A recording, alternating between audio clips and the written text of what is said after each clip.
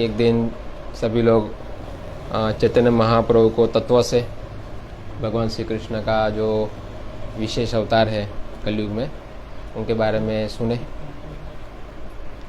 और सुनने मात्र से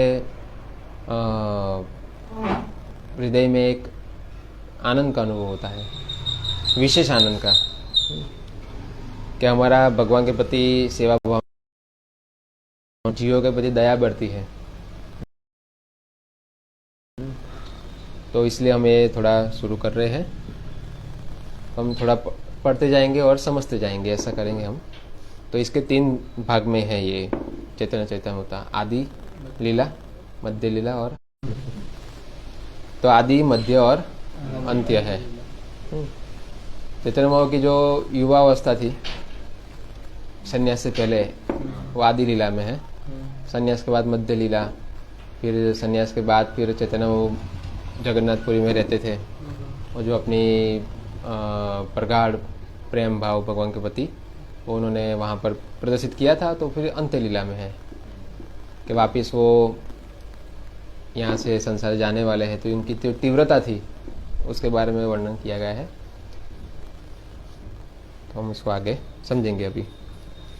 ओम ज्ञानतिमिरान्धस्य ज्ञानाञ्जन शलाकया चक्षुरुन्मीलितं येन तस्मै श्रीगुरवे नमः। श्री चैतन्य मनोभीष्टं स्थापितं येन भूतले स्वयं रूपं कदा ददाति सपदान्तिकं वन्देऽहं श्रीगुरो श्रीकमलं श्रीगुरुवैष्णवांश श्रीरूपं सागजातं सगुरुनाथमितं तं सजीवं साद्वैतं सावधूतं परिजनसहितं कृष्ण चैतन्य देवं श्री राधा कृष्ण पादान सगल ललिता श्री विशाखांश श्री कृष्ण चैतन्य प्रभु नित्यानंद श्री अद्वैत गदाधर श्रीवासादि गौर भक्तविंदा। हरे कृष्णा कृष्ण कृष्ण हरे हरे, हरे राम राम राम हरे हरे। श्री प्रभुपाद। तो इसके जो राइटर थे श्री कृष्णदास कविराज गोस्वामी। ऐसे ही एक चैतन्य भागवत भी है जो वृंदावन दास ठाकुर ने लिखा था, जो वेद व्यास के अवतार थे। तो ये चैतन्य चैतन्य जो है कृष्णदास कविराज गोस्वामी ने लिखा था। चैतन्य महाप्रभु के बाद आए थे वो, और भी सभी उनके जो शिष्य थे गोस्वामी वगैरह था, सब लिटरेचर इकट्ठा करके फिर उन्होंने इसकी रचना की थी। काफ़ी एज में की थी उन्होंने वृंदावन में, यानी उनकी आंखें नहीं खुल रही थी, ऐसे इतनी एज हो गई थी उसमें। ये इतना अनमोल चीज़ उन्होंने लिखी है और उसमें कोई भी ग्रामेटिकल प्रॉब्लम भी नहीं है ऐसा। और फिर वृंदादास ठाकुर ने चैतन्य भागवत, जैसे हमारे यहाँ भगवान श्री कृष्ण के लिए वेद व्यास ने क्या किया था, भागवत की रचना की थी। इस प्रकार वेद व्यास के अवतार जो हुए चैतन्य महाप्रभु की लीला में, तो उन्होंने चैतन्य भागवत की रचना की। वो भी इसके बाद फिर आता है पढ़ने के लिए। और ये प्रभुपाद जी ने इसकी कमेंट्री लिखी है जो आज के समय में हम लोग समझ सकते, इसलिए चैतन्य चैतन्य के ऊपर। तो हम प्रस्तावना पढ़ते हैं। यहाँ पर प्रस्तुत की गई भगवान चैतन्य की शिक्षाओं एवं भगवत गीता में दी गई भगवान श्री कृष्ण की शिक्षाओं में कोई अंतर नहीं है, क्योंकि भगवान चैतन्य महाप्रभु ने भगवान के बारे में कहा, जैसे मन मना भो मत भक्तो, है ना। ये जो भगवान ने कहा कि मेरी शरण लो, चैतन्य ने वही कहा सेम। चैतन्य ने ये नहीं कहा कि मेरी शरण लो, उन्होंने कहा कृष्ण की शरण लो, है ना। तो चैतन्य क्या रोल निभा रहे हैं, आचार्य का। तो हर एक आचार्य चाहिए कृष्ण के प्रति लोगों को समर्पित होना करवाना चाहिए। तो चैतन्य वो क्या करते हैं, अपने आचरण से सिखा रहे हैं एक आचार्य क्या होता है, एक साधु क्या होता है। तो इसमें कोई अंतर नहीं है। भगवान समर्पित भावना क्या है ना, भगवान के प्रति प्रेम क्या है। लोग कहते हैं ना तुम भगवान के प्रति पागल हो गए हो, तो वो पागलपन क्या है तो वो सब चैतन्य महाप्रभु क्या करते हैं, अपने व्यवहार से दिखा रहे हैं। इसलिए व्यवहारिक प्रदर्शन है ये ऐसा। भगवद्गीता में भगवान कृष्ण का अंतिम उपदेश यह है कि हर व्यक्ति को उन्हीं भगवान श्री कृष्ण की शरण ग्रहण करनी चाहिए। भगवान कृष्ण ऐसे शरणागत को वचन देते हैं कि तुरंत उसका दायित्व अपने ऊपर लेंगे, यानी जो समर्पित होता है उसकी जिम्मेदारी ले लेते हैं ऐसा। जैसे हम भी देखते हैं यहाँ पर कि जो बच्चा पिता की बात मानता है तो उसका दायित्व लेता है, कभी भी कुछ हुआ तो वो खड़ा रहता है, है ना।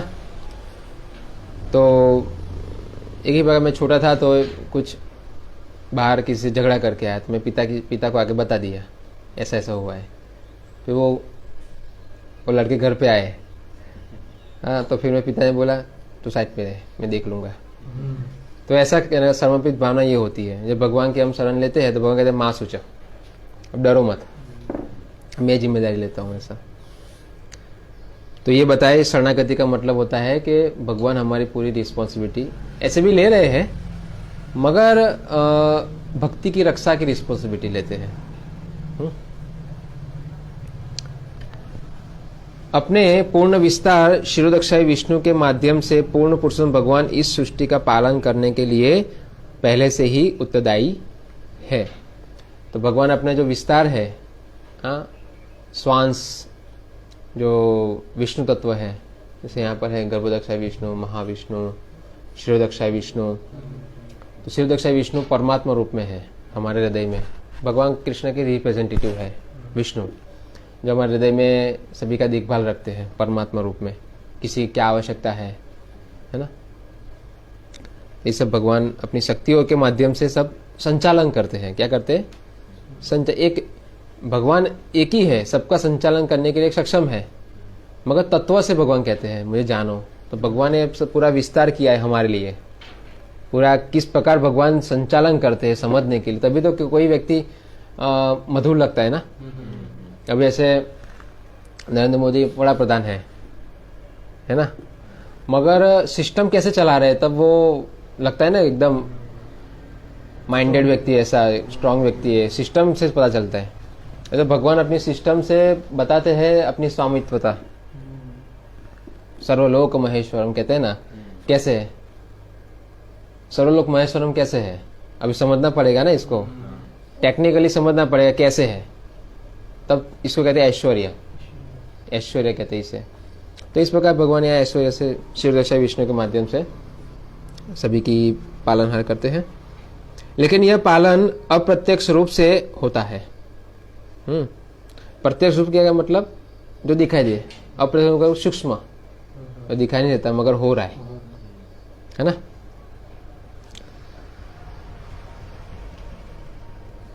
तब वे वास्तव में प्रत्यक्ष रूप से ऐसा करते हैं। शुद्ध भक्त वह आत्मा है जो सदा सदा के लिए भगवान के शरणागत होता है। जिस प्रकार एक शिशु अपने माता पिता को शरणागत होता है, या एक पशु अपने मालिक को शरणागति में मनुष्य को भक्ति संपन्न करने के लिए अनुकूल वस्तुओं को ग्रहण करना चाहिए। अभी शरणागत का मतलब है कि अभी कुछ चीजें अपनी कुछ फेवरेबल होनी चाहिए, अपनी फेवर में होनी चाहिए, ऐसे अनुकूलता होती है। तो कहा गया यहाँ पर कि अनुकूल वस्तुओं को ग्रहण करना चाहिए। अनुकूल वस्तु क्या है? भगवान की शरण में थिएटर जाना, मैगजीन पढ़ना, नॉवेल्स पढ़ना, ये अनुकूल है? नहीं, ये प्रतिकूल है। नहीं, तो अनुकूल का मतलब कि हमें भगवान का स्मरण हो, कि मैं हमेशा भगवान का दास हूं, ये मुझे स्मरण होना चाहिए, इसे कहते हैं अनुकूल, है ना। तो ऐसे गीता है, भागवत है, चैतन्य चरितामृत है, भगवान का नाम है, प्रसाद है, भक्तों का संग है, ये सब अनुकूल है। प्रतिकूल वस्तुओं का त्याग कर देना चाहिए। जब पता चलता है मेरे मनुष्य जीवन का उद्देश्य क्या है, मैं कौन हूं, तो फिर हम क्या करते हैं? अभी जो प्रतिकूल है उसको वर्जित करो, वो काम का नहीं है ना। तो प्रतिकूल को हमें छोड़ना चाहिए। तो प्रतिकूल को छोड़ने में दिक्कत नहीं होती जब हमें कोई इससे भी बेस्ट चीज मिल जाती है। ऐसे 50,000 की जॉब है अपने पास, अपने को 5 लाख की जॉब मिल गई, तो क्या करेंगे? तो मुश्किल ही होती है, अरे 50,000 की जॉब नहीं, मगर क्या मिल रहा है अपने को? 5 लाख की सैलरी वाली जॉब मिल रही है अपने को मंथली, तो फिर कोई दिक्कत नहीं है ना छोड़ने में। तो इसी प्रकार अभी लोग, प्रभुपाद जी और कई सारे भक्त कहते हैं कि हम कभी उपदेश देते हैं तो लोग क्या कहते हैं, ओ ये तो हम नहीं छोड़ सकते, चाय नहीं छोड़, जैसे सिंपल चाय नहीं छोड़ सकते और फिल्म टीवी देखना नहीं छोड़ सकते, यहाँ वहाँ का बोलना नहीं छोड़ सकते, ऐसा एक नेचर बन जाता है ना बहुत समय से, तो लोगों को दिक्कत होती है। मगर छोड़ने से अच्छा है कि कोई हायर चीज पकड़ लो, तो लोअर चीज छोड़ने में प्रॉब्लम नहीं होती। विषया विनिवर्तन्ते निराहारेश्च देहिना रसोप्यस्य रसोप्यस्य परम दृष्टा निवर्तते। कि भाई भगवान कहते हैं गीता में कि परम कोई स्वादिष्ट वस्तु हम प्राप्त करते हैं तो लोअर चीज़ ऐसे ही छूट जाती है। तो उसके लिए कोई ज़्यादा परेशानी नहीं होती। तो प्रतिकूल वस्तु ऐसी है, प्रतिकूल वस्तु जो है जो हमारे स्वभाव से प्रतिकूल है, यानी हमें संसार में बंधन उत्पन्न करती है, वापिस जन्म मृत्यु, तो वो उसमें क्या टेस्ट आना चाहिए? आना चाहिए। जैसे बार बार आपको अगर गुनाह करके जेल में जाना पड़ रहा है तो उसमें आनंद नहीं होना चाहिए, क्योंकि जेल के अंदर क्या होता है? पनिशमेंट होती है ना, सड़ा हुआ खिलाते अपने को, क्या अच्छा है वहां पर, तो लोग जाते क्यों है? मगर वो उसको टेस्ट आ रहा है कुछ ना कुछ। जैसे सुअर को भी कुछ तो कुछ मल में टेस्ट आता है, इसलिए तो वो छोड़ नहीं पाता, उससे इतना आसक्त है। मगर हमें पता है कि वो गंदा है, क्या खा रहा है वो। तो इस प्रकार जो अनुकूल स्थिति में लोग रहते हैं उनको एक्सपीरियंस है अनुकूल स्थिति में रह के हायर टेस्ट का, उच्च रस का आस्वादन कर रहे हो, भक्ति का, भगवान का, तो वो हमें आके बताते हैं अरे ये छोड़ो यार, ये सब मजा नहीं है। समझे कि नहीं? भगवान का नाम लो, सेवा करो, कृष्ण प्रसाद लो, और आनंदमय चीज है ऐसा। तो फिर इसी प्रकार डॉक्टर फ्रॉग का उदाहरण है, मेंढक का, कुएं का मेंढक, तो कुआं ही सब कुछ लगता है उसको, मगर एक पैसिफिक ओशन देकर एक आया है मेंढक, वो आके बताता है उसके दोस्त को, अरे चल चल तुझे इससे भी बड़ी चीज दिखाता हूँ। नहीं नहीं, हो ही नहीं सकता ऐसा, यही सबसे बड़ा है, ऐसा उत्तम। जैसे हम कहते हैं ना, नहीं नहीं ये सब नहीं छोड़ सकते, ये सब उत्तम है ऐसा। मगर कोई भक्त आता है जो इसमें है, अरे क्या है, मैं आपको खिलाता हूँ, मंदिर में, इसको मंदिर, ये मंदिर में क्या मिलता है यार, कुछ नहीं मिलता है ऐसा है, आओ होता है यार, बढ़िया होता है। तो फिर ऐसे लोग आते हैं, फिर कृष्ण प्रसाद का आस्वादन करते हैं। व्यंजन होते हैं ना, बहुत सारे व्यंजन होते हैं, भगवान को तो 56 भोग और बहुत कुछ लगता है, राजभोग वगैरह, तो हम प्रसाद का आस्वादन कराते हैं। तब उसको लगता है कि अरे हाँ यार, ये तो मैं गलत सोच रहा था, ऐसा कुछ नहीं है, मेरी सोच गलत थी, लिमिटेड थी मेरी सोच। जैसे मैं सोचता था कि इससे उत्तम नहीं हो सकता, मगर है। तो इसी प्रकार प्रतिकूल को छोड़ना मुश्किल नहीं है, मगर उससे सामने में कुछ देना चाहिए, है ना।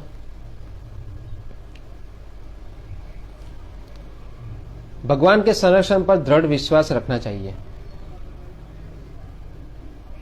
तो जब प्रतिकूल अवस्था को हम छोड़ देंगे, अनुकूल को ले लेंगे, तब भगवान हमें स्वयं अनुभव दिलाते हैं कि किस प्रकार वो रक्षा प्रदान करते हैं, और हम भी अपेक्षा रख सकते हैं कि भगवान रक्षा करो। नहीं, जैसे शराबी शराब पीने जा रहे हो, प्रार्थना कर रहे हैं, प्रभु कल मैं गंदी नाली में गिरा था, आज कृपा करके अच्छी जगह गिराना। तो वो प्रार्थना कैसी है? वो अच्छी नहीं है ना, वो क्या रक्षा करे, वो ऑलरेडी तू पीने जा रहा है, वो चीज गंदी है, यानी ऐसा। और रक्षा की अपेक्षा नहीं रख सकते। तो इसी प्रकार हम प्रतिकूल में रहेंगे, डेंजर जोन में, और भगवान से प्रार्थना करें कि वो मेरी रक्षा करो। नहीं तो फिर भगवान पहले ही कहते कि अनुकूल में आ जाओ, प्रतिकूल को छोड़ दो, फिर आप अपेक्षा रखो, रक्षिषति विश्वास हो, मैं रक्षा करूंगा, है ना। तो इसे लोग क्या करते हैं, लोग अनुकूल में आना नहीं चाहते, प्रतिकूल को छोड़ना नहीं चाहते, और फिर जहाँ पे वहां पर ही भगवान से प्रार्थना करते हैं। तो वो प्रार्थना उसके लिए क्या हो गई? श्राप हो गई। क्या हो गई? हाँ, अब जो भी आज चलेगी तो सुधरेगा कैसे? वो नहीं सुधरेगा ना। अभी लोग कहते हैं चलो पहला ही मर्डर किया है और उसको सजा मिल गई, अरे यार कैसे हो, आपको एक मौका तो, क्योंकि दूसरी बार गुनाह ना हो जाए। तो इसलिए उसको सजा मिलती है। यहाँ पर ऐसा कोई नियम नहीं है पहली बार किया था हाँ चलो कोई बात नहीं छोड़ दो, नहीं। पहली बार भी क्यों हुआ, है ना, नहीं होना चाहिए। तो वो अनुभव दिलाने के लिए है। तो हमें भी प्रतिकूल अवस्था को अनुभव दिलाने के लिए कि प्रतिकूल अवस्था हमारे लिए अच्छी नहीं है, इसलिए भगवान क्या करते हैं, थोड़ा इससे मुक्त करने के लिए कई बार हमारी हेल्प नहीं करते। और वही हेल्प है नहीं। अभी जो लोग यहाँ पर है, कोई पुअर है ना, कोई कुरूप है, तो लोग क्या सोचते हैं, भगवान ने हमें क्या किया यार, ऐसा नहीं करना चाहिए था यार, बहुत अजीब सा आदमी है, क्रूर आदमी है। ऐसा नहीं, बहुत अच्छा है। अगर कुरूप होंगे या पुअर होंगे तो लोग हमारे पास कम आएंगे, उतना पूरा समय भगवान को दे सकते हैं। अभी लोग बहुत करोड़पति होते हैं, उनको मिलने बहुत लोग आते हैं और उसको समाज सेवा में ज़्यादा इन्वॉल्व होना पड़ता है, मैं भगवान की सेवा में नहीं हो पाता। अब वो क्या है, उसके लिए अनुकूल है नहीं, तो पुअर होना वो प्रतिकूल है। ऐसे प्रभुपाद जी को नहीं, एक बार वो आता है, प्रभुपाद जी की पत्नी थी पहली, उनको पसंद नहीं थी, तो प्रभुपाद जी तो तलाक देना चाहते थे, यानी तलाक का मतलब दूसरा विवाह करना चाहते थे, ये अच्छी नहीं है ऐसा। तो प्रभुपाद के पिताजी ने कहा उनको, तेरा सौभाग्य है कि तुझे तेरी पत्नी अच्छी नहीं लगती, तो उतना भगवान को सेवा समय दे पाएगा, वरना ये तो बंधन का कारण है, गृह अंधकूपम नहीं। तो प्रभुपाद के पिताजी ने उनको इस प्रकार मार्गदर्शन दिया, जैसे इसमें आता है ना पुरंजन का, उतनी पत्नी से आसक्त था, आसक्त के कारण उसको दूसरे जन्म में स्त्री बनना पड़ा। लॉस है ना, हमें ऐसा लगता है आसक्ति, हाँ नहीं नहीं नहीं तो होना ही चाहिए ना, नहीं, मगर एक्चुअली वो लॉस है, हमें ये प्रतिकूल अवस्थाएं है। तो इसीलिए हमारे पहले वैदिक कल्चर के अंदर थोड़ा डिस्टेंस होता था पति पत्नी में, इतने घुल मिल के और इतने क्या बोलते क्लोज रिलेशनशिप थी उनकी, मगर तब भी क्या था, डिस्टेंस था। हाँ, इतने लोग आसक्त नहीं हो जाते थे, है ना, भोग ऐश्वर्य प्रसक्ता नाम, आसक्त नहीं प्रसक्ता नाम, यानी बहुत आसक्त हो जाते हैं लोग। हाँ, तो व्यवसायत्मक का बुद्धि भूल जाते हैं। क्या है व्यवसायत्मक का बुद्धि, एक ही है कुरुनंदना, भगवान की शरणागति, ये शरणागति की बात है। यहाँ जो शरणागति की बात आ रही है ना, तो हमें पूरा भगवान पर शरणागत होना चाहिए। थोड़ी सी भी 5% भी बुद्धि शरणागत, अरे 1% भी नहीं है, तो डेंजर है। ये माया जगत में खतरनाक है, क्योंकि उतना हमें खींच के ले जाएगी वो, 1% भी होगी तो, और रिस्की है। इसीलिए यहाँ बताया शरणागत का मतलब कि पूर्ण रूप से भगवान पे आश्रित होना, है ना। रिलेशन हम सबके साथ रखेंगे, जो कर्तव्य है वो निभाएंगे, मगर आसक्ति प्रेम सब कृष्ण के लिए है, मटेरियल वर्ल्ड के लिए नहीं होना चाहिए, ये तो वो श्राप हो जाता है। हम लोग को नहीं कहते ऐसा, तो लोग क्या कहते हैं, अरे तो सब छुड़वा देते हैं, ऐसा है वैसा है, लोग दूर रहते हैं, तो उसका मतलब वो नहीं बच पाएंगे फिर, समझे कि नहीं। वो हम उनको भगवान के पास लाने के लिए कुछ छुड़वा रहे हैं ना, कि भाई ये छोड़ो, भगवान नजदीक आ जाएंगे। हाँ, तो वो नहीं नहीं नहीं, भगवान नजदीक नहीं आने चाहिए, ये मतलब पास में होना चाहिए। तो फिर वो क्या करेगा इस संसार में, इस संसार में बस तो वो जन्म मृत्यु में फंसा रहेगा, उसकी मुक्ति नहीं होगी संसार से। तो जो परम आनंद का अनुभव है, टेस्ट का अनुभव नहीं कर पाएगा वो, तुच्छ रस में आस्वादन में पड़े रहेंगे लोग ऐसे। भगवान की इच्छा से मेरे पास आ जाओ, ऐसा कहते हैं ना कृष्ण, है ना। भगवान की इस संसार में आने की इच्छा क्या है, आते क्यों है, भक्तों के लिए आनंद प्रदान करने के लिए, आनंद प्रदान निकालने के लिए ना। लोगों को, लोग इतने आसक्त थे, जैसे वो नहीं करंट का एग्जांपल, जैसे करंट लगता है अपने को, तो हम क्या करते हैं, चिपके हुए रहते हैं ना। तो फिर कोई लकड़ी आके मारता है, ऐसा छुड़ाता है उसको जोर से मारकर। जैसे भगवान यहाँ पर आके क्या करते हैं, अपने जो वचन है, तीव्र वचन से हमें निरासक्त करते हैं। सर्वधर्मान परित्यज्य मामेकम शरणं व्रज। समझे कि नहीं? ऐसा कठोर वचन से भगवान, तो वो कठोर वचन एक्चुअली अमृत समान है। लकड़ी क्या है, उसको मारा हो उसको पीड़ा होगी, मगर उसका जीवन बच गया। अगर नहीं, लोग क्या करते हैं, अगर ऐसी लकड़ी, यानी यहाँ भी प्रचार ढीले झाले लोग करते हैं ना, ऐसा ऐसे मारते लकड़ी टिक टिक उसकी पीड़ा और बढ़ती है क्योंकि वो चिपका रहेगा करंट से। तो कौन चाहिए दयालु? दयालु कौन चाहिए? जोर से मारे। तो प्रभुपाद जी का प्रीचिंग आप देखो, उसके लेक्चर सुने हो तो प्रभुपाद जी के वैसे ही है, खटाक, चांस नहीं, समय कम है, माया बहुत स्ट्रांग है। तो माया से छुड़ाने के लिए हमें थोड़ा कठोर, वो कठोर लोगों के लिए है जो बद्ध जीव है, मगर है अमृत के समान। अर्जुन गीता में वो क्या बताते? स्वादुम स्वादुम पदे पदे। मुझे बार बार सुनने का मन होता है जो आप बताते हो ना, स्ट्रांग प्रीचिंग। हाँ, ये भगवान ने जो प्रवचन दिया 45 मिनट में, वो बहुत अच्छा लगा अर्जुन को। और वही गीता सुन सुन के लोग के हृदय हिल जाते हैं, क्या बोल रहा है कृष्णा। फिर उसमें क्या करते हैं, वो डायरेक्ट नहीं स्वीकार कर पाते, तो फिर उसको तोड़ मरोड़ करते हैं। नहीं, वो तो अंदर परमात्मा रूप में है, उसने कहा है निराकार है, कर्म ही पूजा है, कर्म ही पूजा है, गधे बने रहो। समझे कि नहीं? पुरुषार्थ का मतलब गधे बने रहो, है ना? गधे जैसे पुरुषार्थ करते हैं लोग। तो इस प्रकार तोड़ मरोड़ के क्या करते हैं, उसको सॉफ्ट बना देते हैं, क्योंकि वो डायरेक्ट नहीं ले पा रहे हैं ना। जैसे हम डायरेक्ट करंट सप्लाई नहीं होता तो उसके लिए बीच में क्या रखना पड़ता है, वैसा। मगर जरूरी नहीं रहता है वो। कलयुग में तो विशेषकर नहीं होना चाहिए, क्योंकि कलयुग तो ऐसे इमरजेंसी सिचुएशन है, तो लोग डायरेक्ट ही भगवान की यथा रूप। इसलिए प्रभुपाद जी ने क्या कहा, इमरजेंसी के लिए यथा रूप दिया। नहीं ये तोड़ मोड़ों के सब टाइम वेस्ट है, अभी समय नहीं है। ये ज्ञान योग और ये क्या है, ज्ञान में पड़े रहना, कर्म में पड़े रहना, तपस्या ध्यान, इसका समय नहीं है। समझे कि नहीं? सीधे भक्ति योग पे आ जाओ, सीधा। प्रभुपाद ने इसीलिए यथारूप दिया। तो भगवान के इच्छा से कोई अपनी इच्छा पृथक नहीं होनी चाहिए,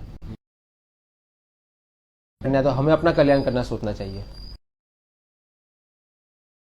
कि भगवान चाहते हैं ना, भगवान चाहते हैं कि मैं उनके पास जाऊं तो मैं जाऊंगा, ये बात है। तो इसे कहते हैं अचिंत्य भेदाभेद। ये हमारा गौड़ीय संप्रदाय का सिद्धांत क्या है, इच्छा से एक होने का मतलब है कि भगवान की पर्सनैलिटी अलग है, हमारी भी अलग है। मैं जीव हूँ, वो परमात्मा है, मैं दास हूँ, वो स्वामी है, इस प्रकार की रहती है। मगर प्रेम के साथ अभी जुड़ गए हम उनके साथ, तो फिर इच्छा ही हो जाती है। व्यक्ति दो ही रहते हैं। अपने आप को सदैव विनीत एवं दीन समझना चाहिए, यानी अपने आप को हमेशा विनम्र रखना चाहिए। अगर ये ऊपर की आप 5 चीज करते हो तो छठा अपने आप ही हो जाता है विनम्रता, क्योंकि बिना विनम्रता के तो लोग ये सब मानेंगे ही नहीं। अभी कोई मेरी बात क्यों माने, जब मेरी बात मेरी नहीं है, भगवान की है, तब कोई माने। अब लोग तो भगवान की भी बात डायरेक्ट नहीं मानते। अब भगवान कहते हैं सर्वधर्मान परित्यज्य मामेकम, तो यार कितना अहंकार आदमी है। तो लोग डायरेक्ट भगवान की भी बात नहीं स्वीकार कर पा रहे, तो भक्त भी क्या करेंगे? संशय होंगे कि नहीं? मगर भगवान ने ऐसा सब छोड़ने के लिए नहीं बोल रहे। अर्जुन ने कुछ छोड़ दिया था, वो भी गृहस्थ था। किसने कुछ छोड़ा? प्रहलाद महाराज भी थे, ध्रुव महाराज भी गृहस्थ थे, सबने अपना राज्य निभाया कि नहीं? भगवान कहते हैं कि आसक्ति छोड़ दो। मेन चीज ये है। अगर आज मान लो कि भगवान नहीं कहते आसक्ति छोड़ दो, तो नहीं छूटती कि नहीं, है ना? अभी लोग मृत्यु के समय रोते हैं कि नहीं अपने परिवार को देखकर? क्यों? अभी जाना है कि नहीं? तो ऐसे भी छोड़ना ही है। भगवान कहते हैं कि भाई माया की आसक्ति से छोड़ दो, मेरी आसक्ति करो। माया की आसक्ति से आपको माया क्या देगी? पुनरपि जननम पुनर्मरणम, वो दुख है, वो आपको दुख दे रही है। मूर्ख लोग हो आप लोग, समझ नहीं पा रहे हो। तो भगवान कहते हैं मेरी शरण लो। मेरी शरण लेने से आप कहाँ हो गए? मेरे धाम, जहां पर कोई दुख नहीं है। तो आनंद देने के लिए हमें आनंद चाहिए ना, तो आनंद इंस्ट्रक्शन दे रहे हैं, मगर बद्ध जीवों को समझ में नहीं आता। बद्ध जीव का मतलब क्या होता है? हर एक में डाउट करना। तो इनको समझ में नहीं आता है, इसलिए फिर ये भगवान की बातों को लोग स्वीकार नहीं करते, समझे? तो ये दिन कर सकते हैं। अगर हम लोग कुछ सामान्य चीज नहीं छोड़ सकते तो भगवान बड़ी रिस्पॉन्सिबिलिटी कैसे देंगे? अर्जुन को बहुत बड़ी जिम्मेदारी दी, नहीं?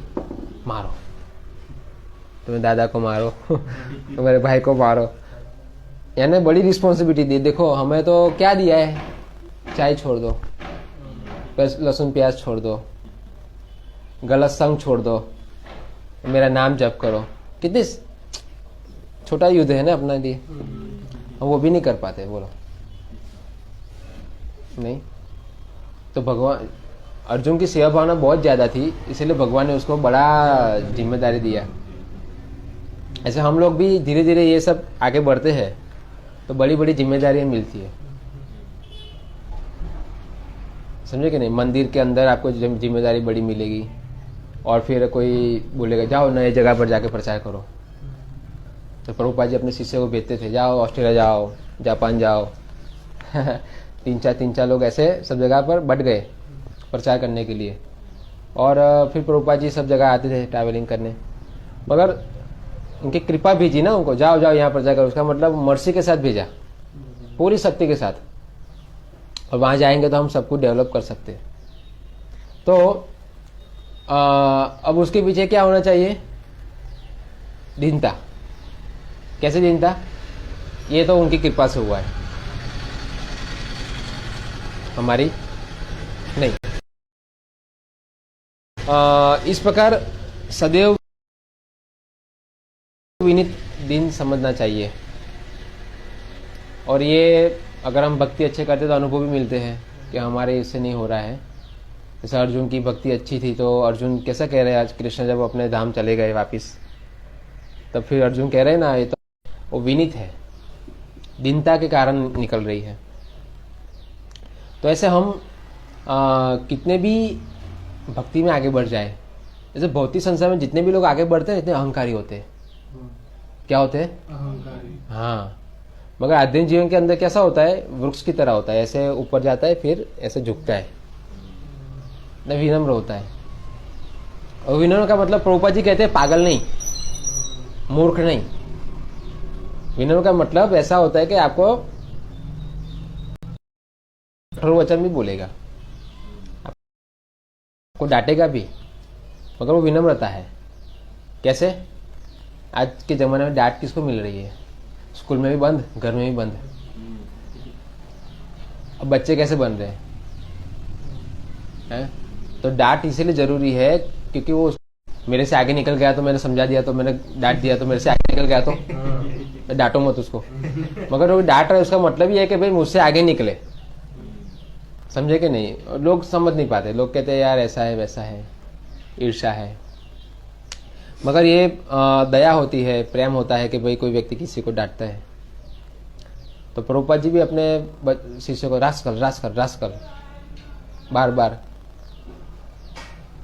रास्कल, यानी कुछ भी हुआ तो प्रभुपाद डांटते थे उनको, मगर भक्तों को अच्छा लगता था। क्यों? कि दया थी, वो समझते थे प्रभुपाद जी इतने भारत से अमेरिका आए, कोई रास्कल बोलने थोड़ी आएगा, वो तो फोन से ही बोल सकता है। वो तो एक न्यूज़पेपर में लेटर भी भेज गए, अमेरिका के सभी लोग रास्कल है कि नहीं? न्यूज़पेपर सभी लोग पढ़ लेंगे। मगर प्रभु जी इतना स्ट्रगल करके 2 हार्ट अटैक आके और अमेरिका गए, क्यों गए? हाँ, क्योंकि वो दया थी, वो दया का प्रदर्शन दिखाने के लिए गए वहां पर, अपने आप को वहां ले गए। और रास्कल बोलने के 70 साल में जाएगा कोई व्यक्ति, है कि नहीं? वो लोग वहां के लोग बोल रहे थे आप मरने के लिए यहाँ आए हो। लोग तो ये सोच रहे हैं कि मरने के लिए बूढ़ा है यहाँ पर, मगर उनको पता नहीं कि वो मर रहे थे, बचाने के लिए आए। तो वो दीनता है।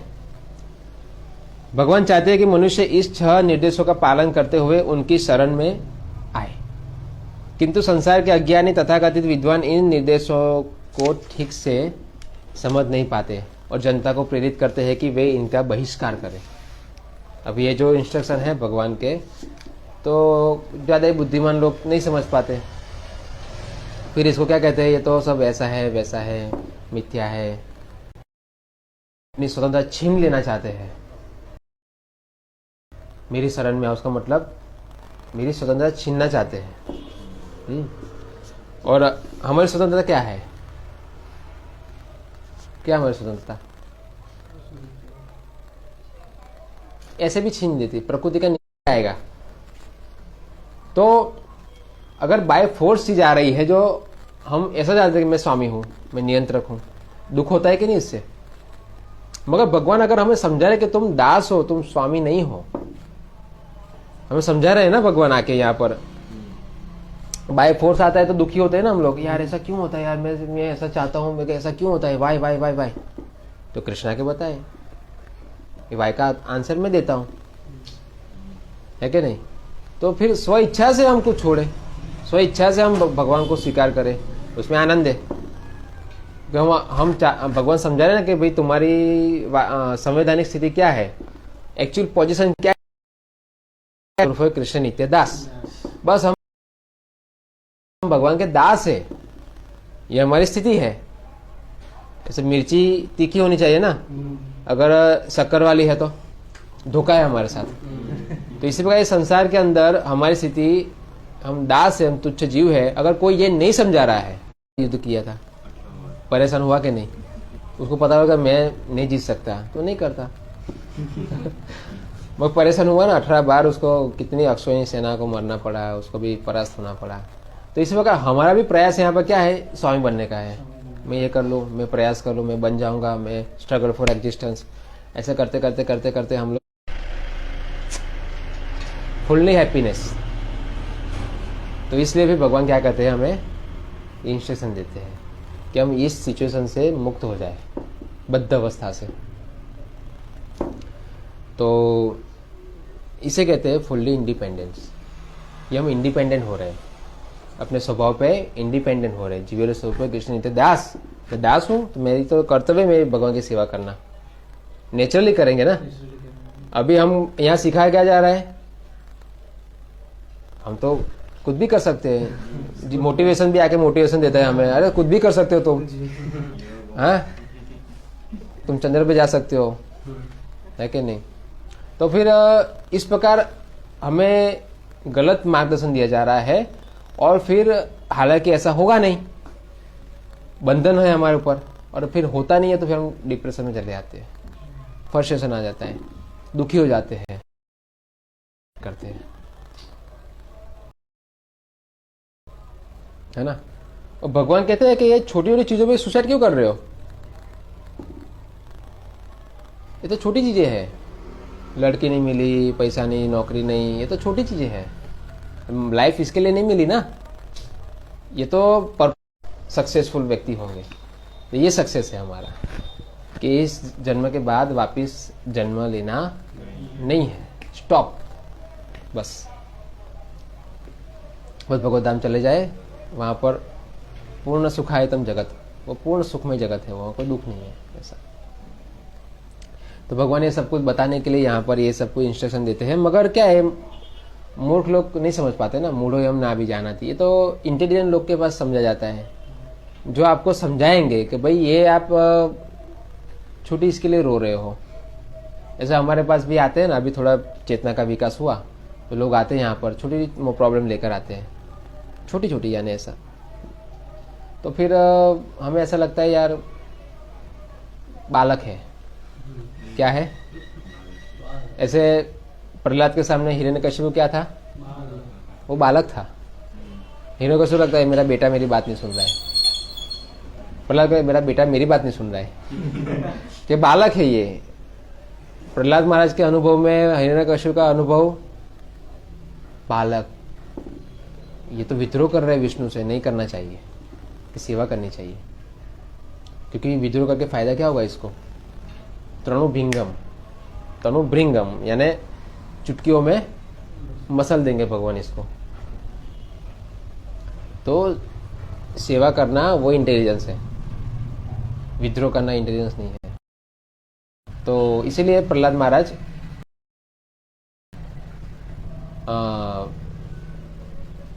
प्रहलाद महाराज है यानी बुद्धिशाली है, किसी से हेल्प मांगने नहीं गए, भगवान की सेवा की, भक्ति की रक्षा की। भक्ति की रक्षा का मतलब वो साधना कर रहे, वो ऐसा नहीं कर ओम नमो भगवते वासुदेवाय का आए नहीं विष्णु आए नहीं, बेचारे वो मार रहे, थोड़ा गर्म लग रहा है, अरे अरे ओम नमो भगवते वासुदेवाय। नहीं, ऐसा नहीं था। वो पूर्ण रूप से भगवान के चिंतन में थे, उनकी सेवा कर रहे थे, और वो सेवा बिगड़े नहीं, वो भक्ति की रक्षा की भगवान ने। हमें ऐसा लगता है ना कि देखो भगवान अपने भक्तों की रक्षा करते हैं, वैसा नहीं है जो लोग आज के ज़माने में समझते हैं। 5 मिनट देते हैं और बोलते रक्षा करें हमारी, वैसे नहीं है ये। और फिर कहते देखो नहीं की तो हम भाग गए। किया था हमने, 1 महीने तक किया, और फिर भगवान ने रक्षा नहीं की तो हम फिर दूसरी जगह चले गए। और 1 महीना तक किया, 1 महीने में कितना 5 मिनट, तो महीने की 5-5 मिनट गिनो कितनी हुई 150 मिनट। हाँ, आपने 1 महीने में 150 मिनट दी और बोलते हो रक्षा नहीं की।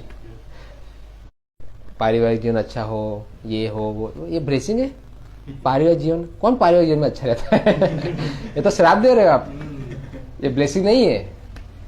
तो आज के ज़माने में ऐसे ब्लेसिंग देने में लोगों को अच्छा लगता है ना।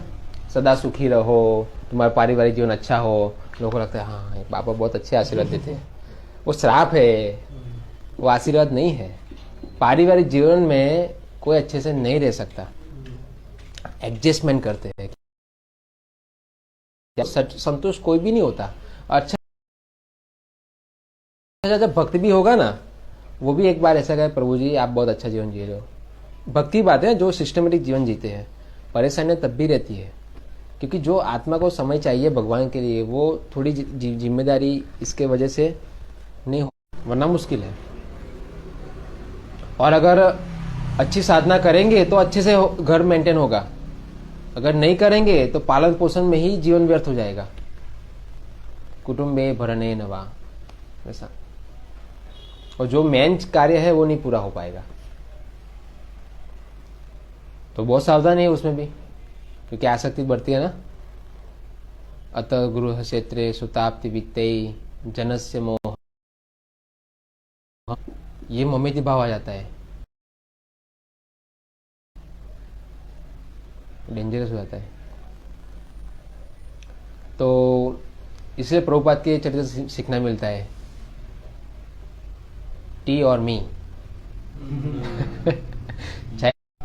तो तब भी भगवान क्या करते हैं, अपने भक्तों को प्रेम देते हैं, सब कुछ देते हैं ना कि नहीं, उनके लिए आते हैं। ऐसा लगता है कि आसक्त है, तो है, भगवान आसक्त है भी नहीं भी, मगर अपने भक्तों से आसक्त है। मगर गोपियां भी भक्ति थी ना, क्यों छोड़ के चले गए? समझे कि नहीं? तो पूर्ण वैराग्य है। तो हमारे ऐसे नहीं है, वो तो पूर्ण स्वतंत्र है, उनको कोई जरूरत नहीं है, वो आत्माराम है, हम डिपेंड है।